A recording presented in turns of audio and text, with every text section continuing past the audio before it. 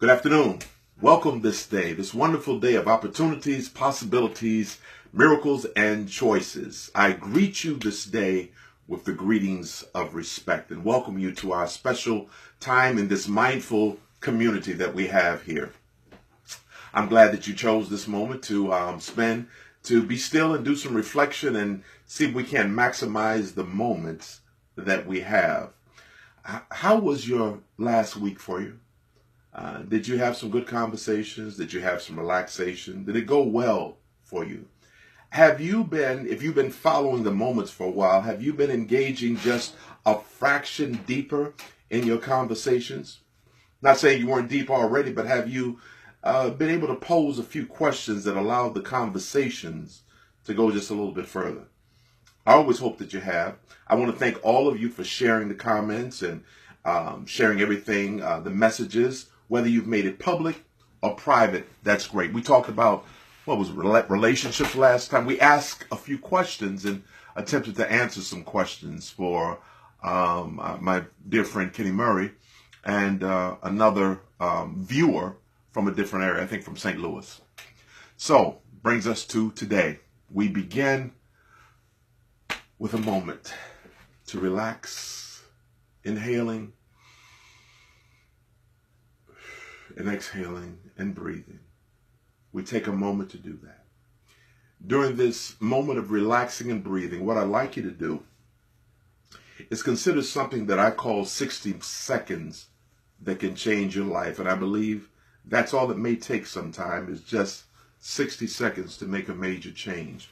But what I'd like you to do during 60 seconds is connect with something in nature, something that wasn't man-made, and see if you can be present with that for about 60 seconds.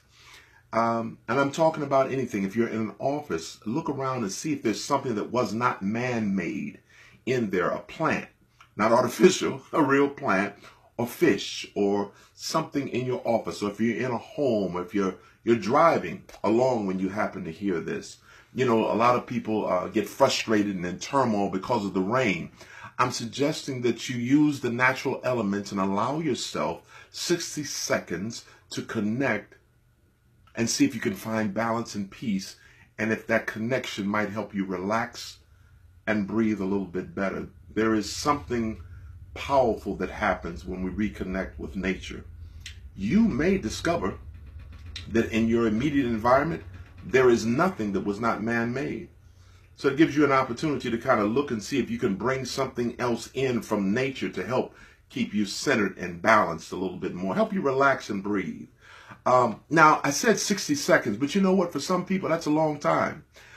So it's okay if you have to do it in segments, because if you are not accustomed to focused attention and that type of discipline where you can stay focused on one thing for 60 seconds, you may have to do it in 10-second increments, and just 10 seconds focusing on that plant or that flickering flame or the sound of the rain. Be present with it, the sound of the rain, the smell of the rain if you're close enough, or the look of the rain coming down. I'm saying rain because it's raining here in the Chicago area where I am. Whatever is in nature, try to be present with it. And if you can't do 60 seconds, try to do 10 seconds at a time, but out of your 1,440 minutes that you will have in a 24-hour period, try to find 60 seconds to do that, even if you do it in 10-minute segments.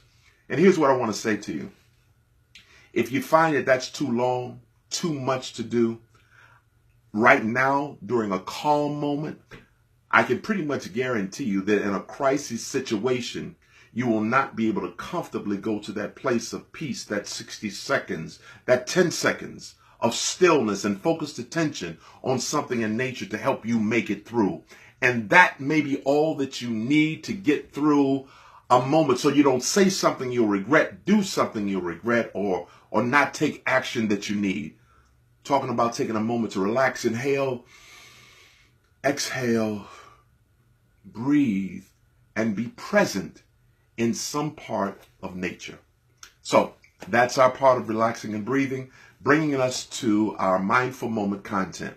So I'm excited about this. I'm excited about all of them, but I'm excited about the next ones that I'm going to give you, because I'm going to give you something from one of my lecture series called 12 Life-Changing Lessons from the Airport that you learned from the airport. We may get 12. You may get a little less, depending on how the time of things run. But that's what I'm going to walk you through, because when you're a student of life, one of the things that you learn is that everything that you experience can be a lesson that can help us manage through life a little bit better. Everyone you meet is a teacher, but every experience you have can be served as a teaching tool and a lesson. So because I travel so much, I've learned some interesting lessons that can be extracted from an experience to and through an airport. So let me get right into it. Let me give you the first one that's a combination. So as you prepare to go to the airport for your trip, one of the first things that you need to have is your identification. As a matter of fact, if you don't have your ID, they will send you back home. And there's several places that checks to make sure, is this your proper ID? And is this you? Or are you pretending to be someone else? Let me relate that to life as we get into our first one, which will be determining your destination. So your ID has to be clear. Who are you in your journey through life? Because if you're not crystal clear about who you are and your core character, you may start to think and associate your presence with the things that you have. Well, I have this kind of car and I drive this and I have this much money in my bank account, or this is the kind of clothes that I wear, or this is where I live. But that's not who you are. What does your core identity say? Because if that's lost, then it's going to be difficult for you to actually find your destination of where you're trying to go if you don't have a good sense of who you are in your core. I want you to know this first, because I want you to be clear about who you are, but I also want you to be able to recognize the imposters. When people come to you with no real sense of their own core identity, they think they are what they do, or their jobs, or their titles. I don't want you to be fooled by the imposters. So that's the first thing. Be clear about who you are in your essence at your core. Now, once you have your ID, your next step, or the first step, determine your destination. I see three people at the airports generally. Those who are clear about where they're going and they're leading the way. Those who are just following somebody else, and I don't know, I'm just with him or I'm with her, I'm just following. And then I see those who are just wandering. They're looking all over. They wander, look like they're lost. I see the same things in life. People who are the echo and not the voice. They're following behind somebody else. They haven't really determined their own destination of where they're going. How about you? Have you determined your destination, where you're going? When you're preparing to take a trip somewhere, generally there's clarity about what that destination is. You say, okay, look, I'm going to go here. You know, first of all, where you're going. You know what your intentions are when you get there. And you also know how much it's going to cost you to get to where you want to go. The same thing applies in life. Where are you going?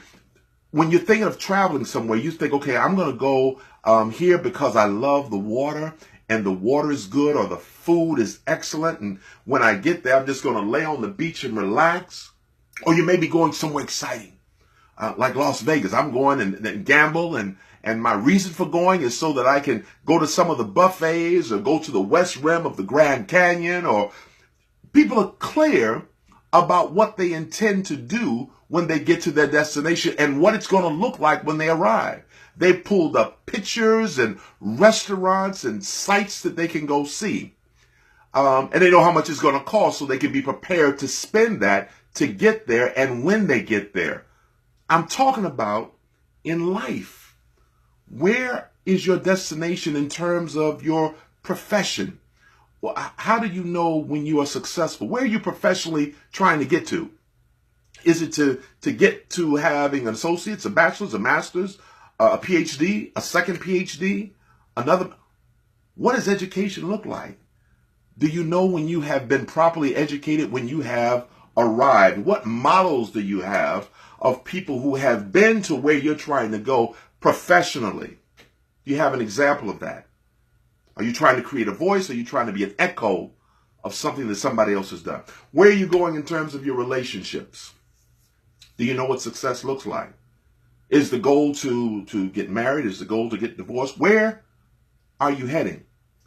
What model do you have of what it looks like when you're successful? How do you know when you're in a successful relationship? Where is your destination? Why is it important for you to be there? What is it going to cost you in terms of adjusting your attitude or your behavior or the company or your beliefs? What is it going to cost you to invest to have the kind of relationship that you want to have? Are you clear about that? Or are you just hoping that you end up at a destination that you want to end up in? Financially, what does success look like? 6 figures? Does it look like just having enough to keep the lights on? Does it mean having enough to pay the bills? How do you know when you have arrived successfully financially? Or are you just wandering around hoping that things work out financially for you? What is your destination financially?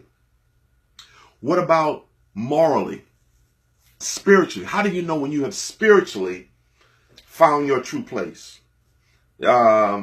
Is it because you go to a church or mosque or wherever you end up going, or some kind of meeting place once a week or however many times a week you go? Is that success?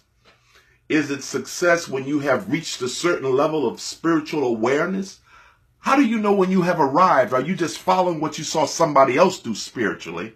Or are you just wandering around, not even clear of where your spiritual success lies for you?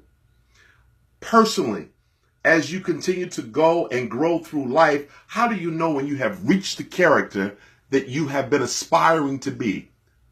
Are you even aspiring to have a certain character about yourself? What does that destination look like? If you're not clear about where you're going, as you may have heard me say before, you will likely end up a brick in someone else's building as opposed to being an architect of your own dream. You'll look up and say, well, I just work for so-and-so, or I just do this, or I do that. And you haven't really created your own vision. You're just following what somebody else said you ought to do, and you wonder why you're dissatisfied. You are one of those wandering around, or maybe just following somebody. You have become an echo instead of becoming a voice. Determine your destination. Be crystal clear that you have a clear identity about who you are and what your goal is to be for yourself, so that you can not only recognize yourself, but you can recognize the imposters. And believe me, there are many perpetrators out there. Know the difference. So therein lies our first lesson from the airport: having your identity and determining your destination. So what I encourage you to do is to look for an opportunity now to make that investigation. Check your ID. Check your ID to make sure that you are genuinely who you are intending to be. Not your possessions, not what you do, but your depth of character. Who are you? And it's interesting. I just got to spin back on this a second. There are many people who have approached me recently and say they're having difficulty with young people or people coming into the field of employment. They've learned professions, they've learned skills, they've learned techniques, but they have not done anything to build character, their own identity and strength of who they are. So look for an opportunity to have that self-examination, to look into the mirror. I encourage you to do that. Create the opportunity, because it may not just show up. You might have to take the time to do that. Secondly, consider the possibility of not following your destination. Consider what your life looks like if your goal is everybody else's goal, and you really don't have your own voice or your own identity.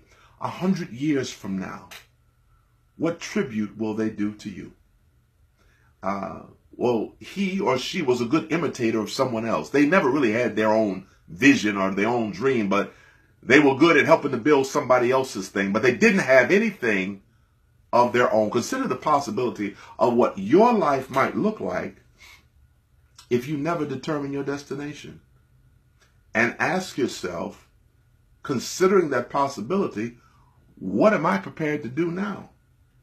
Lastly, I want you to expect and experience the miracles that will expand in your life as you become more conscious of your time, more conscious about who you are, accepting who you are and your own identity, that you don't have to wear a mask to fit in with somebody else or something else. That be comfortable with who you are, and watch what will unfold in your life. You will draw close to you people who are genuine, but you're also going to lose some of those people who are not comfortable with you being you.